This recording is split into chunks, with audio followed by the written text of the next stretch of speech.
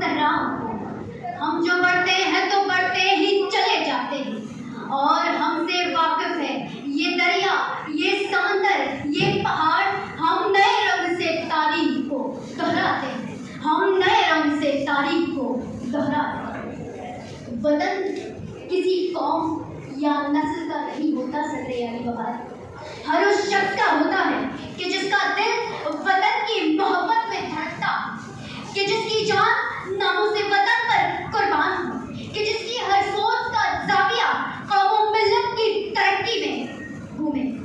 کہ صدر علی وقار پاکستان محبت کا وہ معراج ہے جس کی اونچائی پر وہ شخص پہنچ سکتا ہے کہ جس کی زندگی اس کی خدمت میں صرف ہو، کہ جس کا اوڑھنا بچھوڑنا سب سے زیادہ پرچم ہو، جو اپنے خون کا ایک قطرہ اپنے وطن کی حفاظت میں نچھاور کر دے، جو اس کے گرد فصیلوں کے لیے اپنے جسم کو بنیاد بنائے۔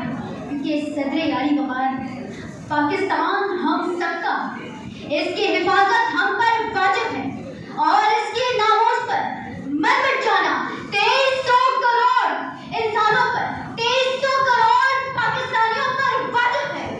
کہ صدر علی وقار وطن کی پاسبانی جانو ایمان سے بھی افضل ہے، وطن کی پاسبانی جانو ایمان سے بھی افضل ہے۔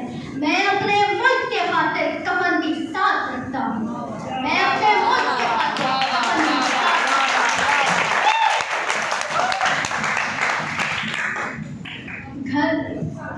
گھر جب بننا ہو تو اس کی فکر کرنا ہر اس فرد پر واجب ہوتا ہے جو اس کی چار دیواری میں سانس لے رہا ہو۔ صدر علی وقار کہ پاکستان ہم سب کا ہے، لیکن صدر علی وقار صرف جھنڈیاں لگانے، بھاجے بجانے اور سڑکیں جام کرنے سے ہمارا پاکستانی ہونا ثابت نہیں ہوتا، لیکن پاکستان بلکہ پاکستان اس مزدور کا ہے جو تپتی دھوپ میں سڑکوں کی تعمیر میں مصروف کار ہے۔ پاکستان اس جوان کا ہے جو علم کے میدان میں اپنی قابلیت کے شمع جلاتا ہے۔ پاکستان اس فوجی جوانوں کا ہے جو سرحدات پر اپنی جانیں قربان کرتے ہیں۔ پاکستان قوم و ملت کے کام آتے اس سیاستدان کا ہے جو پاکستان کی ترقی کے لیے کام کرے۔ کہ صدر علی وقار پاکستان پٹھان، پنجابی، سندھی، بلوچی کا ہے، پاکستان امیر غریب کا ہے۔ کہ پاکستان رنگ و نسل زبان کے صنم توڑ کر کروڑوں انسانوں کو ایک ہی پیغام دیتا ہے کہ پاکستان تمہارا ہے، یہ وطن تمہارا ہے۔